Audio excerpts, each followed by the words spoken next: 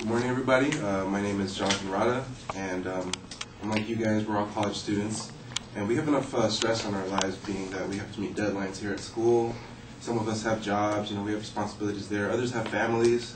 We each have responsibilities elsewhere, and so I feel like the last thing we need is having our opportunity for higher education taken away from us because California can't afford it.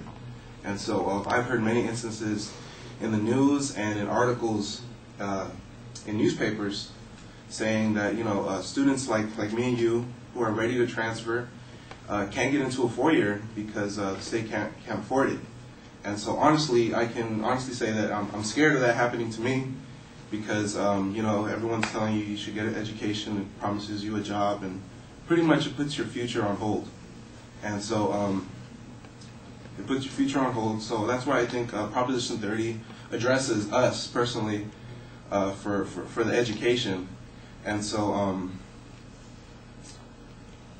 Prop 30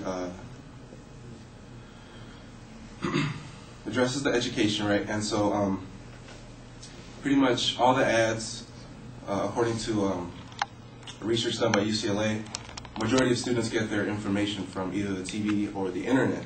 And honestly, all the ads that I see on TV and the internet for Prop 30 are just as convincing as the ads against Prop 30. So it could be a bit confusing and frustrating to see who's telling the truth. So in this speech, I will explain to you what Prop 30 says as it's written on the measure. First, I'm going to explain how the income tax will raise if it passes. The sales tax will raise as it passes, and then I'm going to explain how the revenue, if passed, will be spent. So now that I've talked to you guys about what I'm going to talk about, let me go over the first thing, which is income tax. Majority of you guys might think, that's the percentage that they take away from our paychecks. I don't want any more money given away, this and that. But to be honest, the measure specifically states that it's only going to increase the income tax for those making $250,000 or more.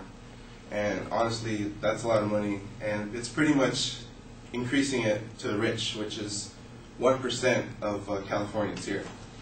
And so the current rate for people making $250,000 or more is 10.3. Now, if this proposition passes, it's going to increase by 1% depending on that bracket.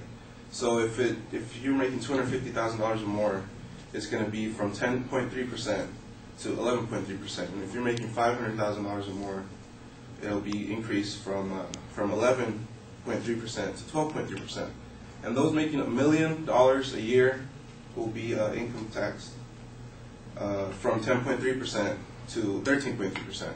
And so all the extra revenue that's gained from that will go towards according to the legislator, will go towards education and schools, public safety, and anything that's included in the state fund. So now that I've talked about the income tax, let me talk to you guys about the sales tax. This is the tax that no one can escape. We pay it when we pay gas. We pay it when we buy Starbucks, chocolate, anything like that. And so this is only into effect for 4 years, and it's going to increase by 1/4% or 1/4%, which is the current rate right now is 7.25. Now, if this passes, it'll be 7.5. And so just that little bump in money will raise enough money. I think it's about 6, according to the Legislative Analyst Office, which they analyze all the numbers. They'll make about $6 billion just on that little jump. And so that $6 billion will go into a fund that no one can touch. And so other than that, let me talk about how all that money that's just been generated from the income tax and the sales tax will be spent. Now, the state is funded by the state fund, and where they get the money from is the income tax and the sales tax. So that's how the majority of the money is accumulated for California. Now, how we spend it is the majority of it goes to schools, the other majority goes to public safety, and other things like that. And so, okay, so all the money that's raised from the taxes and all that stuff, well, it's going to go into a fund. And this fund cannot be touched by any legislators. It's a secure fund, and it's subject to be audited every single year by voters like me and you. So we know where the money is being spent. Now, you have to think of it as a pie. We have a certain budget that we have to meet. Now, if this proposition passes, we have a bigger piece of the pie.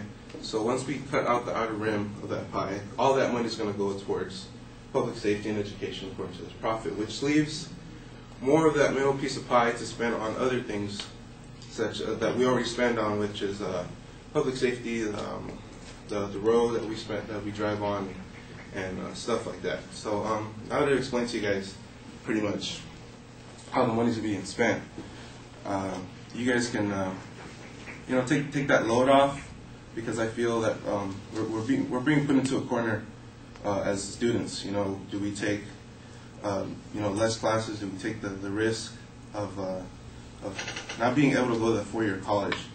And so in this speech, I just explained to you guys how Prop 30, if passed, will raise income taxes. They will raise sales tax. And then I've explained to you guys how all that revenue will be spent in California. And so hopefully, if this proposition passes, it could relieve, take the fear away, putting our futures on hold, and you guys can make more informed decisions tomorrow when you guys hit the ballots. So thank you very much.